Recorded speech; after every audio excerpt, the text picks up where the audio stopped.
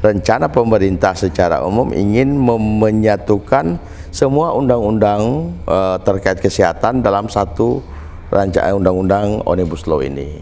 Undang-undang keperawatan kita baru 2014 disahkan, dan ini menjadi acuan atau pedoman teman-teman perawat di seluruh Indonesia dalam bekerja dan menjadi patron untuk semakin mereka bisa semakin profesional dalam melakukan pelayanan terhadap masyarakat. Saya kira undang-undang keperawatan menjadi harga mati untuk kita pertahankan gitu.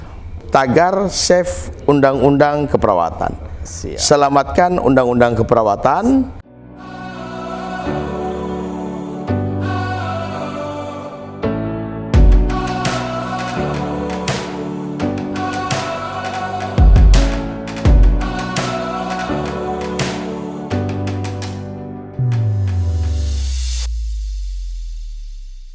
Assalamualaikum warahmatullahi wabarakatuh. Kembali lagi dengan saya Jeffrey dari Info Perawat. Kali ini kita kedatangan tamu yang sangat luar biasa ya menurut saya. Beliau adalah Ketua DPW PPNI Sulawesi Tenggara, sekaligus berkecimpung di dalam dunia politik. Selamat malam Pak Herianto. Selamat malam. Apa kabar? Selamat malam, sehat. Bagaimana Pak kesibukan kali ini di dalam khususnya di PPNI sekaligus berkecimpung di dalam dunia politik? Kesibukannya bagaimana Pak? Ya, kesibukannya tentunya dua organisasi ini yang sangat jauh berbeda antara organisasi profesi dengan organisasi partai politik. Tentunya pengelolaan dan kemudian memanage dua organisasi ini ya memang kita harus benar-benar menempatkan diri di mana kita berbicara tentang partai politik, di mana kita berbicara tentang organisasi profesi, sehingga bisa sejalan. Dan itu dibuktikan di Sulawesi Tenggara kami terpilih 2 periode di 2 periode ya Pak ya. Siap. Yang ini Pak, terkait dengan yang lagi hangat-hangatnya nih Pak ya, tentang undang-undang keperawatan dalam pembahasan RU Kesehatan Omnibus Law ya Pak. Bagaimana menurut Bapak? Pandangan Bapak menurut undang-undang ini, terus pandangan dari sisi politik dan dari sisi PPNI Bapak sebagai Ketua DPW ya Pak ya. Oh ya, siap. Jadi undang-undang Omnibus Law tentang sistem kesehatan tentunya ini adalah salah satu rancangan yang kemungkinan besar sudah dalam tahapan sudah dibalik Badan Legislasi DPR RI. Artinya bahwa dalam segi konsep dan kemudian rencana pemerintah secara umum ingin menyatukan semua undang-undang terkait kesehatan dalam satu rancangan undang-undang Omnibus Law ini. Sehingga menurut kami bahwa hal-hal dalam undang-undang Omnibus Law ini pasti banyak contoh undang-undang keperawatan. Undang-undang keperawatan kita baru 2014 disahkan, dan ini menjadi acuan atau pedoman teman-teman perawat di seluruh Indonesia dalam bekerja dan menjadi patron untuk semakin mereka bisa semakin profesional dalam melakukan pelayanan terhadap masyarakat. Jadi kalau menurut Bapak pengaruh kalau terjadinya undang-undang ini ke perawat itu sangat besar, dampaknya apa bagaimana? Ya, jadi pengaruhnya sebenarnya satu, bahwa undang-undang keperawatan rencana dengan Omnibus Law ini kan pasti akan dihilangkan. Nah, sementara kita undang-undang keperawatan ini begitu dicabut dan kemudian masuk dalam undang-undang Omnibus Law, saya yakin sekali banyak hal-hal yang memberikan penjelasan baik dari hal yang ada di dalam undang-undang keperawatan pastinya tidak akan sesempurna yang ada.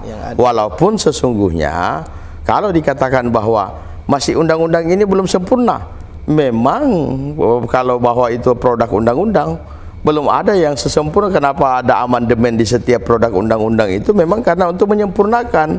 Tetapi tidak berarti bahwa ketika undang-undang Omnibus Law ini harus dicabut, dihapuskan undang-undang keperawatan lalu masuk ke sana.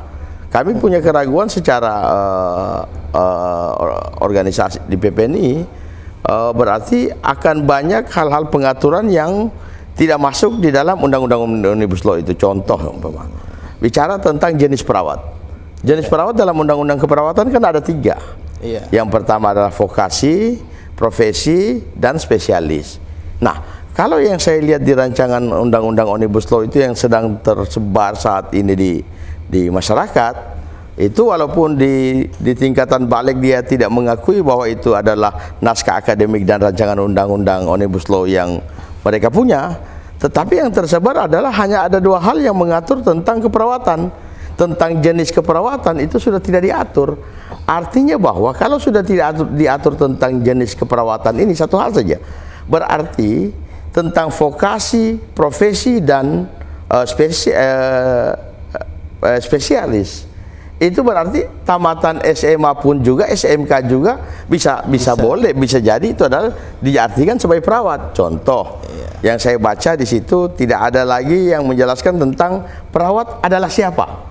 Yang dalam undang-undang keperawatan dia katakan perawat adalah seseorang yang telah menyelesaikan pendidikan keperawatan baik di luar negeri maupun di dalam negeri dan diakui oleh undang-undang.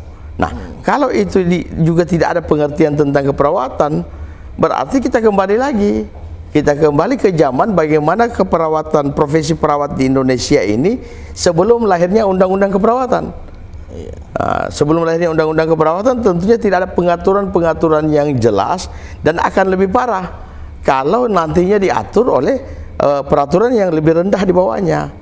Ini akan berpengaruh terhadap bagaimana profesionalisme, peningkatan SDM, lalu kemudian mekanisme pelayanan keperawatan di Indonesia. Gitu. Iya. Cukup menarik penjelasan dari Bapak ya. Ya, ini pertanyaan terakhir Pak dari saya. Bagaimana tindak lanjut Bapak sebagai Ketua DPW? Tindak lanjut untuk perawat yang khususnya di daerah Bapak ya. Tindak lanjutnya tentang RUU keperawatan. Nah, kalau tindak lanjut terkait undang-undang keperawatan dan Omnibus Law kita coba rangkum, maka ada satu hal, bahwa silahkan undang-undang Omnibus Law ini dibahas dan disahkan oleh pemerintah atau DPR, silahkan, tetapi mohon bahwa undang-undang keperawatan itu tidak di bumi hangus gitu, tidak hilang. Sisa hal-hal yang belum jelas di dalam undang-undang keperawatan atau yang hendak dipertegas di dalam undang-undang Omnibus Law, silahkan. Tetapi jangan menghilangkan prinsip umum, pengaturan-pengaturan yang pasal per pasal, bab per bab yang diatur di dalam undang-undang keperawatan saat ini. Nah, gitu. Berarti tolak undang-undang RUU keperawatan. Itu harga mati. Harga mati. Nah, harga mati. Yang saya katakan malam hari ini bahwa tagar save undang-undang keperawatan. Selamatkan undang-undang keperawatan, dan kemudian ini menjadi alat untuk kita mengajukan ke pemerintah, baik itu DPR maupun eksekutif, untuk kita ajukan dengan alasan-alasan yang jelas terkait bahwa pengurusan ataupun pelayanan terhadap anggota STR, registrasi STR dan SIPP. Saya kira PP ini sudah punya langkah maju, bahwa pengurusan STR dan registrasi STR semua sistem kita sudah online. Terregistrasi mulai dari keanggotaan dan lain-lain itu sudah semua online.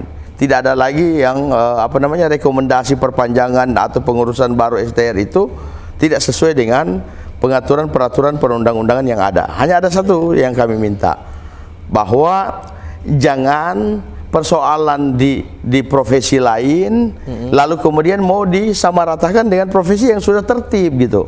Kita tidak ada sampai saat ini, alhamdulillah di Sulawesi Tenggara tidak ada keluhan terkait bagaimana pelayanan kita terhadap anggota, terkait bagaimana rekomendasi surat SIP, rekomendasi perpanjangan STR. Alhamdulillah sampai saat ini tidak ada masalah, karena sistem kita sudah online semua. Ya, berarti harga mati Pak ya. Ya, saya kira undang-undang keperawatan menjadi harga mati untuk kita mati, siap. Pertahankan gitu. Oke, siap. Terima kasih Pak Herianto atas info dan masukannya. Semoga dengan adanya info perawat ini seluruh perawat bisa melihat ya, istilahnya motivasi yang Bapak sampaikan tadi, baik itu dari segi politik maupun dari segi pandangan dari PPNI. Ya. Mungkin cukup sekian yang dapat saya sampaikan. Terima kasih Pak Herianto atas kedatangannya. Billahi taufiq wal hidayah. Assalamualaikum warahmatullahi wabarakatuh. Waalaikumsalam. Kaku saya sama Pak DPR.